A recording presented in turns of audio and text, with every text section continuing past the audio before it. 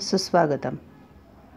मराठी युवक भारती इयत्ता 12वी या विषयाचा आज आपण अभ्यास करणार आहोत. चला तर मित्रांनो, मी प्राध्यापक सौ संगीता भरतकुमार भालसिंग, अहमदनगर जिल्हा मराठा विद्याप्रसारक समाजाच्या श्री घोडेश्वरी माध्यमिक व उच्च माध्यमिक विद्या मंदिर, घोडेगाव, तालुका नेवासा, जिल्हा अहमदनगर या शाखेमध्ये मी कार्यरत आहे.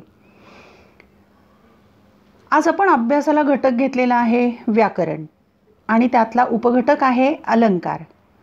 तर मित्रांनो, आपण जेव्हा कथा, कादंबरी, कविता, नाटक वगैरे साहित्य वाचतो तेव्हा दैनंदिन जीवनातील भाषेपेक्षा थोडी वेगळी भाषा आपल्याला वाचायला मिळते.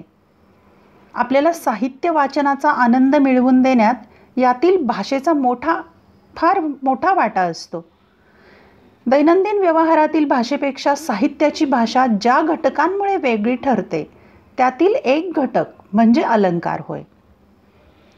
तर अलंकाराचे 2 प्रमुख प्रकार आहेत. एक आहे शब्दालंकार आणि दुसरा आहे अर्थालंकार. आता शब्दालंकारापैकी यमक, अनुप्रास, श्लेष हे शब्दालंकार आणि उपमा, उत्प्रेक्षा, रूपक, व्यतिरेक, दृष्टांत, चेतन गुणोक्ती हे अलंकार आपण यापूर्वी अभ्यासलेले आहेत. मागच्या पूर्वीच्या इयत्तेमध्ये आपण हे अभ्यासलेले आहेत. आता इयत्ता 12वीमध्ये आपल्याला 4 अर्थालंकार अभ्यासायचे आहेत. 1 अनन्वय, 2 अपनहुती, 3 अतिशयोक्ती आणि 4 अर्थांतरन्यास. मित्रांनो, हा जो चौथा अलंकार आहे तो शब्द उच्चार तुम्ही शिकायला पाहिजे. वाचनामध्ये वाचन कसं चांगलं पाहिजे, शुद्ध लेखनाचा विचार करून शब्द पहा नजरेने. अर्थांतरन्यास, तिथे काही विद्यार्थ्यांचा उच्चार मी ऐकलेला आहे अर्थांतरन्यास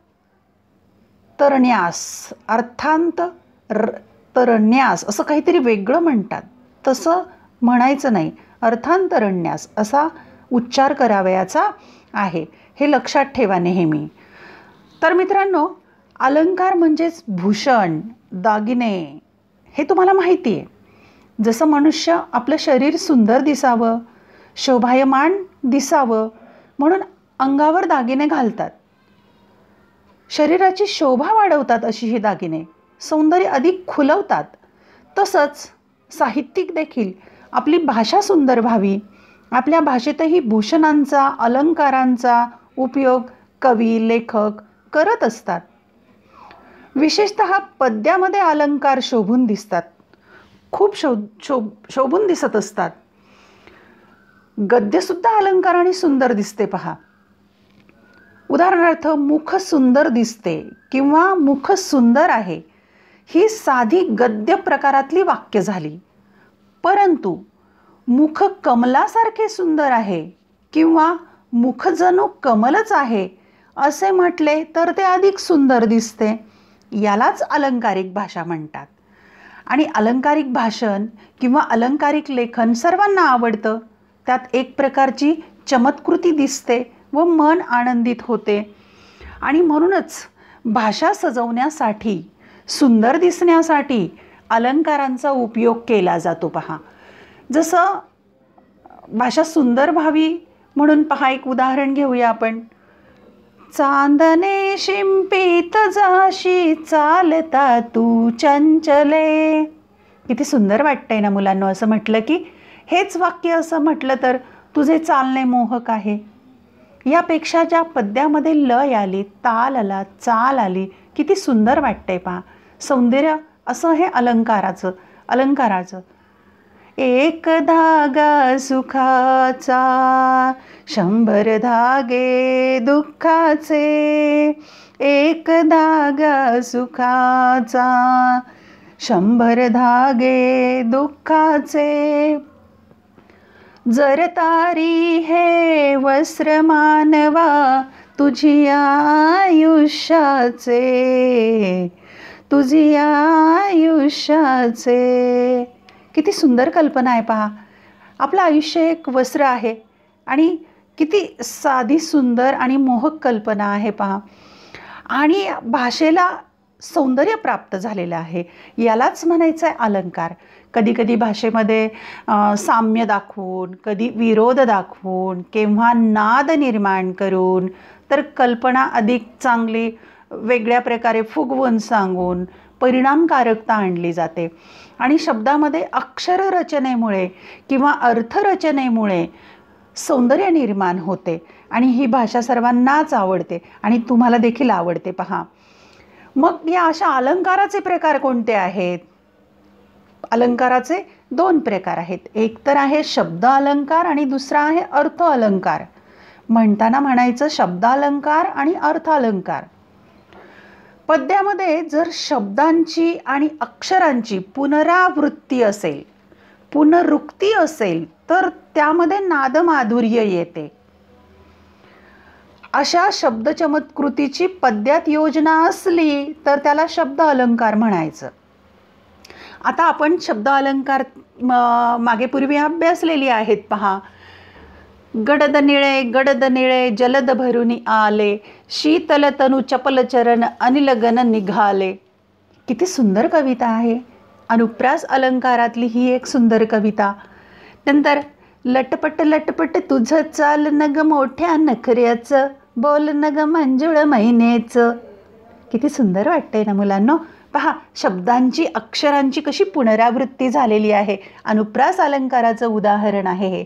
शब्दांची पुनरावृत्ती किंवा रचना अशी केलेली आहे की चमत्कृती वाटते आपल्याला. आणखी एक अलंकार अभ्यासला होता आपण, श्लेष अलंकार. श्लेष अलंकाराचं उदाहरण, एक गमतीचं उदाहरण इयत्ता 12वीच्या पेपर चेकिंगमध्ये वाचलं होतं. एका विद्यार्थ्याने लिहिलेलं, मारुतीला किती डोळे. आता पहा, शब्द पुन्हा एकदा उच्चारते, मारुतीला किती डोळे. असं म्हटलं तर अर्थ काय होतो? आणि मी पुन्हा एक वाक्य म्हणते, मारुतीला किती डोळे. पहा, दोन्हीमध्ये जर शब्द तोडले तर 2 भिन्न भिन्न अर्थ निर्माण होत आहेत. यालाच म्हणायचं श्लेष अलंकार. आणि या अलंकाराचा उत्तम उपयोग करणारे अभिनेते, दिग्दर्शक म्हणूया आपण त्यांना, दादा कोंडके, या महानायकाने म्हणूया अतिशय सुंदरपणे या अलंकाराचा उपयोग आपल्या चित्रपटामध्ये, बोलण्यामध्ये, गाण्यामध्ये केलेला आहे. 2 अर्थ निर्माण होणारे रचना त्यांच्या आहे. आणखी काही उदाहरणं आपण यातली पाहूया. कुस्करू नकाही सुमने, कुस्करू नकाही सुमने. सुमने, सुमने आणि सुमने असे 2 वेगवेगळे अर्थ निर्माण होतात पहा. नंतर आणखी एक उदाहरण तुम्ही नेहमी अभ्यासलेलं आहे. श्रीकृष्ण नवरा मी नवरी, शिशुपाल नवरा मी नवरी. नवरी आणि नवरी या 2 शब्दांचा श्लेष केलेला आहे पहा. अशी ही श्लेष अलंकाराची उदाहरणं. आणखी यमक हा अलंकारसुद्धा आहे, जो तुम्हाला इंग्रजी आणि मराठी भाषेमध्ये त्याचा वापर करावा लागतो पहा नेहमी. रायमिंग वर्ड्स म्हणता ना तुम्ही इंग्रजीमध्ये, तोच प्रकार. आपण रामदास स्वामींचे मनाचे श्लोक म्हणतो, मना सज्जना भक्ती पंते जिजावे, तरी श्री हरी पाविजे तो स्वभावे. जनी वंद्यते सर्व भावे करावे, जनी निंद्यते सर्व सोडून द्यावे. किती सुंदर वाटतंय ना ऐकायला. तर असे हे मनाचे श्लोक. म्हणजे हे झाले शब्द अलंकार. इथे शब्दांचा खेळ केलेला आहे आणि भाषा सजवलेली आहे. आणि जर पद्यामध्ये अर्थचमत्कृती असली तर त्या पद्यामध्ये अर्थ अलंकार असतो. आणि अशाच काही अर्थालंकाराचा आपण अभ्यास करणार आहोत पहा. पुन्हा एकदा, जे अलंकार शब्दाच्या केवळ विशिष्ट रचनेवर अवलंबून असतात, शब्दांची चमत्कृती, शब्दांचा अर्थ आणि शब्दयोजना यांच्यावर आधारित अलंकारांना शब्द अलंकार म्हणायचं. आणि अर्थालंकार कशाला म्हणायचं? तर 2 सुंदर वस्तूमधलं साम्य दर्शवून पद्यामध्ये अर्थचमत्कृती आणली जाते, तेथे अर्थालंकार होतो. बहुतेक अर्थालंकार साम्यावर आधारित असतात, पण इथे 4 गोष्टी शिकणं फार महत्त्वाचं आहे विद्यार्थी मित्रांनो. आणि त्या 4 गोष्टी कोणत्या आहेत त्या समजून घ्यायच्या आहेत. जर आपल्याला अर्थालंकार शिकायचे असतील तर या 4 संकल्पना महत्त्वाच्या आहेत आणि त्या समजूनच घ्याव्या लागतील. त्यातली पहिली संकल्पना आहे उपमेय, दुसरी संकल्पना आहे उपमान, तिसरी संकल्पना आहे साधारण धर्म आणि चौथी संकल्पना आहे साम्यवाचक शब्द. याची स्वतंत्रपणे आणखी माहिती घेणारच आहोत. तत्पूर्वी थोडक्यात समजून घेऊ आपण. उपमेय कशाला म्हणायचं तर ज्याची तुलना करायची आहे ते किंवा ज्याचे वर्णन करायचे आहे तो घटक, त्याला उपमेय म्हणायचं. उपमान म्हणजे ज्याच्याशी तुलना करायची आहे किंवा ज्याची उपमा दिली जाते तो घटक. साधारण धर्म म्हणजे काय? 2 वस्तूत असणारा सारखेपणा किंवा 2 वस्तूंमधील समान गुणधर्म कोणते आहेत त्याला साधारण धर्म म्हणायचं. आणि चौथी संकल्पना आहे साम्यवाचक शब्द. वरील सारखेपणा दाखवण्यासाठी कोणते शब्द वापरले जातात त्या शब्दाला म्हणायचं साम्यवाचक शब्द. आणि उपमेय म्हणजे ज्याची तुलना करायची ते उपमेय. ज्या गोष्टीचे वर्णन कवी करत असतो तिला अलंकारात उपमेय असे म्हणतात. आता त्याचं उदाहरण आपण पाहूया. मुख कमलासारखे सुंदर आहे. या वाक्यामध्ये मुखाचे वर्णन कवी करत आहे म्हणून मुख हे उपमेय आहे. पुन्हा एकदा पहा. मुख कमलासारखे सुंदर आहे. या वाक्यामध्ये मुखाचे वर्णन कवी करत आहे म्हणून मुख हे उपमेय आहे. तर उपमान म्हणजे ज्याच्याशी तुलना करायची आहे ते, ज्याच्याशी तुलना करावयाची आहे ते उपमान. उपमेयाचे साम्य ज्या दुसऱ्या गोष्टीशी कवी दाखवतात तिला उपमान असे म्हणतात. आता जे आपण आत्ताच वाक्य अभ्यासलेलं आहे त्या वाक्यामध्ये मुखाचे साम्य कमलाशी दाखवलेलं आहे म्हणून कमल हे इथं उपमान आहे. कमल हे इथं उपमान आहे. यानंतर साधारण धर्म म्हणजे उपमेय आणि उपमान यामधील साम्य दर्शवणाऱ्या गुणधर्माला साधर्म्य किंवा समान धर्म असे म्हणतात. साधारण धर्म म्हणजे काय तर त्या दोन्हीमध्ये काय साम्य आहे, कोणत्या 2 गोष्टी उपमेय आणि उपमान यामध्ये साम्य कोणतं आहे, समानता काय आहे, साधर्म्य काय आहे, याला म्हणायचं साधारण धर्म. मग आता हे वाक्य जे आहे त्या वाक्यात मुख हे उपमेय आहे आणि कमळ हे उपमान आहे. यांच्यामध्ये समानता दाखवणारा गुण कोणता आहे तर सुंदरता. म्हणजेच या वाक्यामध्ये उपमेय मुख, उपमान कमळ आणि या दोघांच्यामध्ये साम्य दाखवणारा गुण जो आहे तो आहे सुंदरता. आणि सुंदरता याला म्हणायचं साधारण धर्म. यानंतर साम्यवाचक शब्द कोणकोणते आहेत ते पाहूया आपण. उपमेय आणि उपमान यामधील साम्य दर्शवणारा जो शब्द आहे त्याला म्हणायचं साधर्म्य सूचक शब्द किंवा साम्य सूचक शब्द असं म्हणतात. आता हे जे वाक्य आहे कमलासारखे मुख यातलं सारखे या शब्दाला कोणता शब्द म्हणायचं साधर्म्य सूचक. कमलासारखे मुख याला म्हणायचं साधर्म्य सूचक शब्द. अशी शब्द कोणकोणती असतात इथं काही उदाहरणं दिलेली आहेत. गमे, वाटे, भासे, जणू असे शब्द जे आहेत ते आहेत साधर्म्य सूचक शब्द. हे लक्षात ठेवायचे आहेत. आता पाहूया आपण आपल्याला अभ्यासक्रमातले जे अलंकार दिलेले आहेत त्यातला पहिलाच अलंकार आहे अनन्वय. आता तत्पूर्वी खाली 2 उदाहरणं दिलेली आहेत त्याचं निरीक्षण करायचं आणि कृती सोडवायची आहे. पहा. पहिलं उदाहरण दिलेलं आहे ताजमहाल एक जगती तोच त्याच्या परी. आहे ताजमहाल एक जगती तोच त्याच्या परी. दुसरं उदाहरण आहे ह्या आंब्यासारखा गोड आंबा हाच. ह्या आंब्यासारखा गोड आंबा हाच. आता वरील दोन्ही उदाहरणामध्ये उपमेय काय आहे उपमान काय आहे ते शोधा बरं. तर पहिल्या उदाहरणामध्ये ताजमहाल हेच उपमेय आहे आणि उपमान सुद्धा आहे, कारण त्याच्यासारखं दुसरं कोणीच नाही, तोच एकटा आहे. दुसऱ्या उदाहरणामध्ये आंबा ह्याची तुलना आंब्याशीच केलेली आहे, आंब्यासारखाच आंबा, म्हणजे उपमेय आणि उपमान दोन्हीही एकच आहे. हे वरील उदाहरणावरून आपल्या लक्षात येते, दोन्हीमध्ये फरक नाही आहे. मग अनन्वय अलंकाराची वैशिष्ट्य कोणती आहेत या उदाहरणावरून? तर पहिलं लक्षण आहे किंवा वैशिष्ट्य आहे, उपमेय एखाद्या गुणाच्या बाबतीत अद्वितीय असते. अद्वितीय म्हणजे दुसरं कोणतंच नाही, ते एकच आहे फक्त. दुसरं वैशिष्ट्य आहे, उपमेयाला योग्य असे उपमान मिळू शकत नाही, म्हणून उपमेयाला उपमेयाचीच उपमा द्यावी लागते. म्हणजे उपमेयाची तुलना करण्यासाठी दुसरं कोणी नाही आहे, दुसरी बाब नाही आहे, उपमान नाहीच आहे, म्हणून उपमेयाचीच उपमा द्यावी लागते. इतर अनेक अलंकारांमध्ये एखाद्या वस्तूची तुलना दुसऱ्या वस्तूशी करून आपण वर्णन करतो, पण कधीकधी उपमेय हे एखाद्या गुणाच्या बाबतीत इतके अद्वितीय असते की त्याला योग्य असे उपमानच मिळत नाही.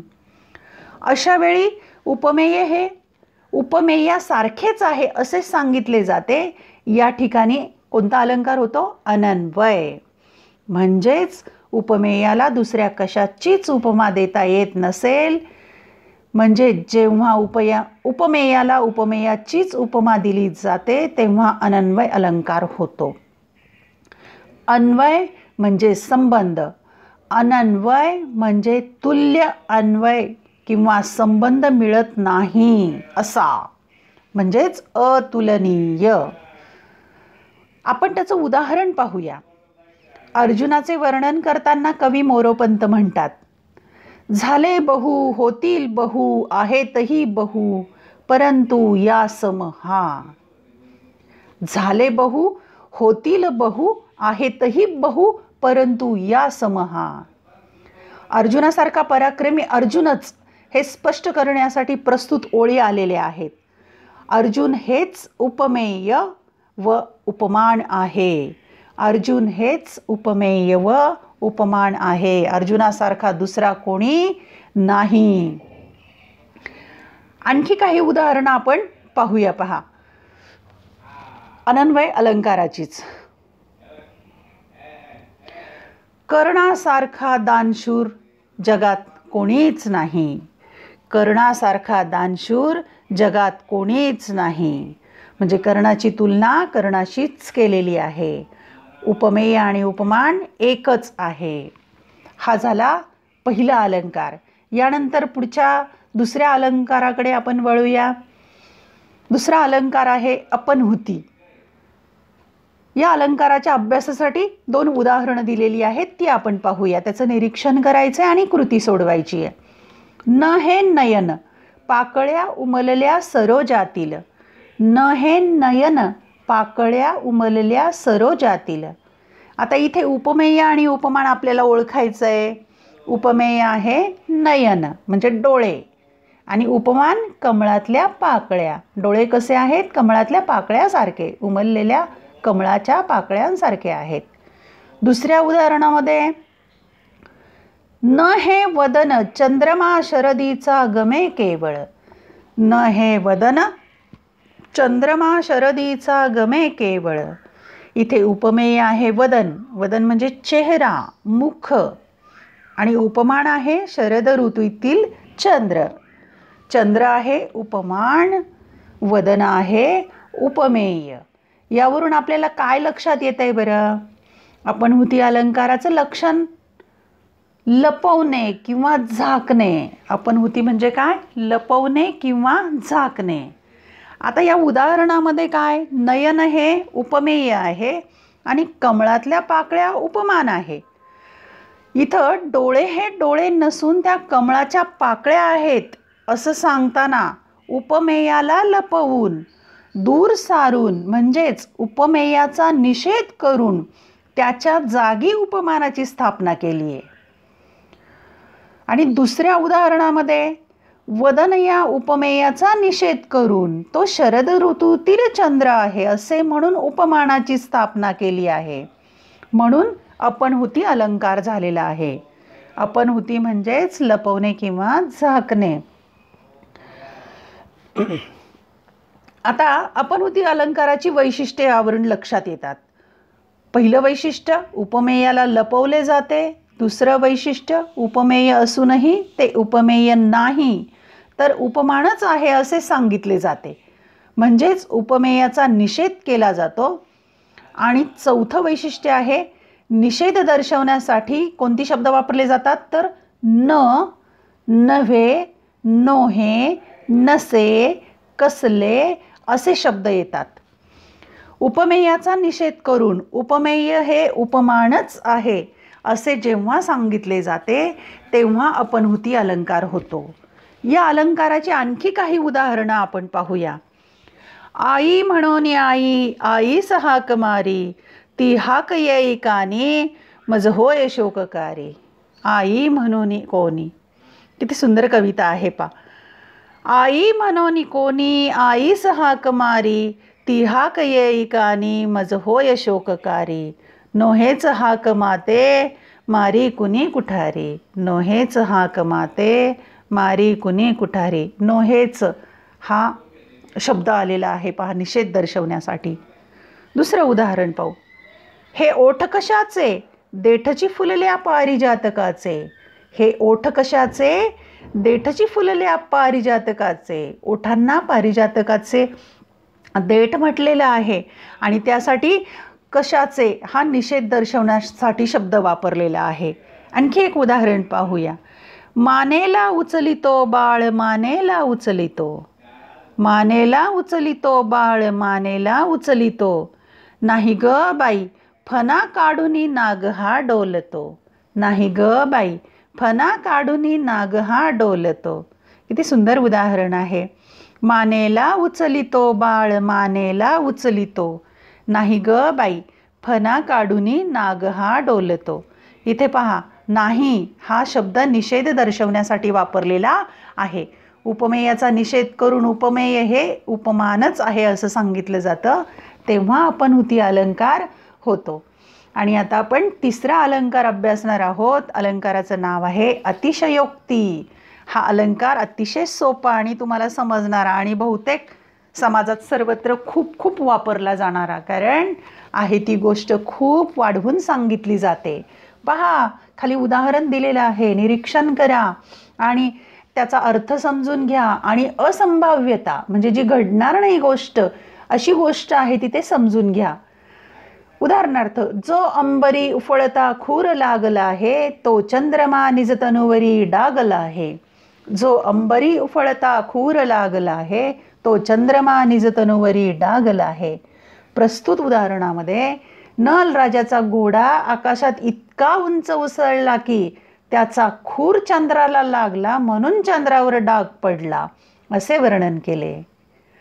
पुन्हा एकदा पहा, या उदाहरणात काय सांगितलंय? नलराजाचा घोडा आकाशात इतका उंच उसळला की त्याचा खूर म्हणजे घोड्याचा पाय चंद्राला लागला म्हणून चंद्रावर डाग पडला आहे असे वर्णन केले. मुलांनो, ही अशक्य गोष्ट आहे आणि ती सांगितली आहे. यावरून अतिशयोक्ती अलंकाराची वैशिष्ट्य लक्षात येतात. पहिलं वैशिष्ट्य आहे, एखाद्या गोष्टीचं प्रसंगाचं वर्णन केलेलं असतं आणि ते वर्णन खूप फुगवून केलेलं असतं, अतिशय वाढवून चढवून सांगितलेलं असतं. त्यामुळे त्या वर्णनाची असंभाव्यता किंवा कल्पनारंजकता अधिक स्पष्ट होते. असंभाव्यता म्हणजे ते घडणार नाही, अशक्य गोष्ट, आणि कल्पनारंजकता मनाची कल्पना अशी स्पष्ट होते बा. म्हणजेच कोणतीही कल्पना आहे त्यापेक्षा खूप फुगवून सांगताना त्यातील असंभाव्यता अधिक स्पष्ट करून सांगितलेली असते. त्यावेळी अतिशयोक्ती हा अलंकार होतो. अलंकारात प्रत्येक गोष्टीचे वर्णन चमत्कृतीपूर्ण करायचे असल्यामुळे त्यात थोडी अतिशयोक्ती असतेच. उपमा, उत्प्रेक्षा, रूपक, व्यतिरेक अशा अलंकारामध्ये थोडी अतिशयोक्ती असतेच. पण केवळ अतिशयोक्तीच जिथं प्रामुख्याने केलेली असते तिथे अतिशयोक्ती हा स्वतंत्र अलंकार मानला जातो. आणि प्रस्तुत उदाहरणामध्ये चंद्राला घोड्याच्या खुराचा डाग लागणे असंभवनीय आहे आणि ते घडल्याचं सांगितलंय म्हणजे खोटी गोष्ट आहे. अशी खूप उदाहरणं आहेत पहा अतिशयोक्ती अलंकाराची. ती तुम्ही तर खूप वापरता हा अलंकार. काही उदाहरणं घेऊया. एक होता गहू त्याच्या पोळ्या केल्या 9. एक होता गहू त्याच्या पोळ्या केल्या 9. किती पहा वाढवून सांगितलेली कल्पना आहे की एका गव्हाच्या 9 पोळ्या केल्या म्हणून. आणखी एक उदाहरण पाहूया. काव्य अगोदर झाले नंतर जग झाले सुंदर, रामायण आधी मग झाला राम जानकीवर. ते रामायण आधी झालेलं आहे आणि नंतर रामाचा जन्म झाला. काव्य अगोदर झालेलं आहे आणि जग नंतर सुंदर झालेलं आहे, अशी असंभाव्य कल्पना केलेली असते. आणखी एक उदाहरण दिलेलं आहे तुम्हाला पुस्तकामध्ये. दमडीचं तेल आणलं सासूबाईचं नाणं झालं. दमडीचं तेल आणलं सासूबाईचं नाणं झालं. मामंजींची दाढी झाली भाऊजींची शेंडी झाली. मामंजींची दाढी झाली भाऊजींची शेंडी झाली. उरलं तेल झाकून ठेवलं लांडोरीचा पाय लागला. उरलं तेल झाकून ठेवलं लांडोरीचा पाय लागला. वेशीपर्यंत ओघळ गेला त्यात उंट पोहून गेला. वेशीपर्यंत ओघळ गेला त्यात उंट पोहून गेला. पहा दमडीच्या तेलात म्हणजे अगदी थोड्या पैशामध्ये कोणकोणत्या गोष्टी उरकल्या आहे किती फुगवून सांगितलंय. वस्तुस्थिती नाही आहे तशी पण गोष्टी किती फुगवून सांगितल्यात. तेल दमडीच्या तेलामध्ये काय काय काम केलं. सासूबाईचं नाणं झालं, मामांजीची दाढी झाली, भाऊजीची शेंडी होऊन उरलेलं तेल झाकून ठेवलं, त्यात लांडोरीचा पाय लागून ओघळ वेशीपर्यंत गेला आणि तो एवढा ओघळ मोठा होता की त्यामध्ये उंटही पोहून गेला. असं अतिशयोक्तियुक्त उदाहरण इथं दिलेलं आहे. आणखी 2-3 उदाहरणं पाहूया आपण. ती रडली समुद्राच्या समुद्र. ती रडली समुद्राच्या समुद्र. तुझे पाय असे भासतात जणू हवेवर नाचतात. तुझे पाय असे भासतात जणू हवेवर नाचतात. एक होता गहू त्याच्या पोळ्या केल्या 9. एक होत्या गहू त्याच्या पोळ्या केल्या 9. हे झालं विद्यार्थी मित्रांनो तिसरा अलंकार. आता चौथ्या अलंकाराकडे आपण वळूया. तत्पूर्वी खालील उदाहरणाचे निरीक्षण करा आणि अभ्यासा. एक सुंदर उदाहरण दिलेलं आहे नलदमयंती आख्यानामधलं. तदितर खग भेने वेगळाले पळाले, उपवन जल केली जे कराया मिळाले, स्वजन गवसला जो त्याज पाशी नसे तो, कठीण समय येता कोण कामास येतो. पुन्हा एकदा घेऊया.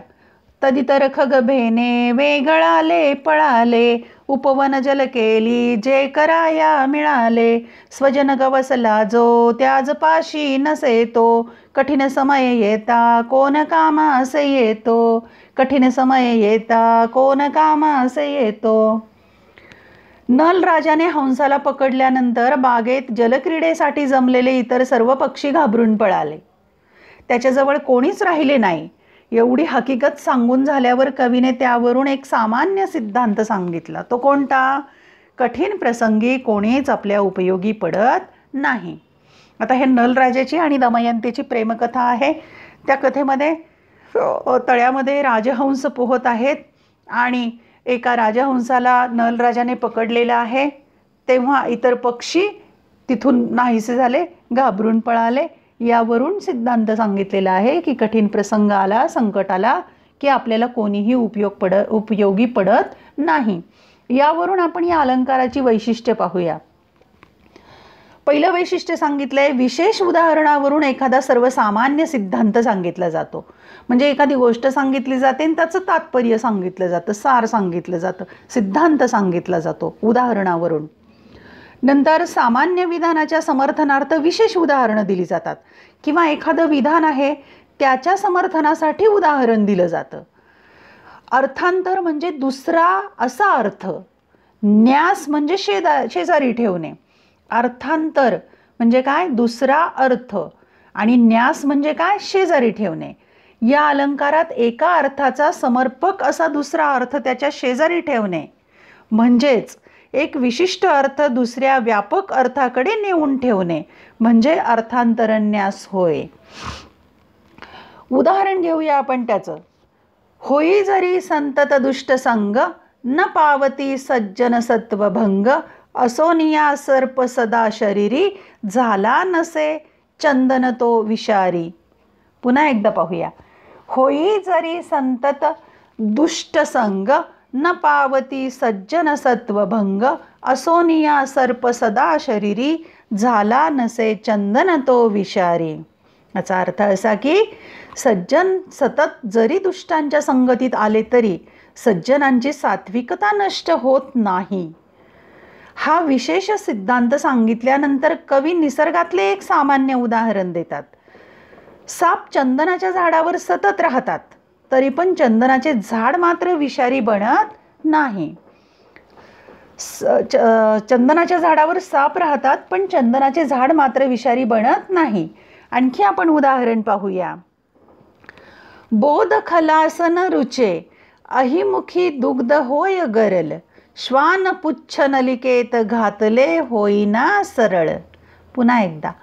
बोध खलासन रुचे, अहिमुखी दुग्ध होय गरल, श्वान पुच्छ नलिकेत घातले होईना सरळ. इथे काही शब्द आपल्याला समजण्यासाठी अर्थ पाहूया. खल म्हणजे दुष्ट, अहि म्हणजे साप, गरल म्हणजे विष. के आपण बोलताना नेहमी शब्द वापरतो पहा. श्वानपुच्छ नलिकेत घातले होईना सरळ याबद्दल. कुत्र्याचं शेपूट नळीत घातलं तर ते काही सरळ होत नाही, शेवटी वाकडं ते वाकडंच असं आपण नेहमी म्हणतो. धन्यवाद मित्रांनो, थँक्यू. आपण आतापर्यंत व्याकरणाच्या अलंकार या घटकाचा अभ्यास केलेला आहे.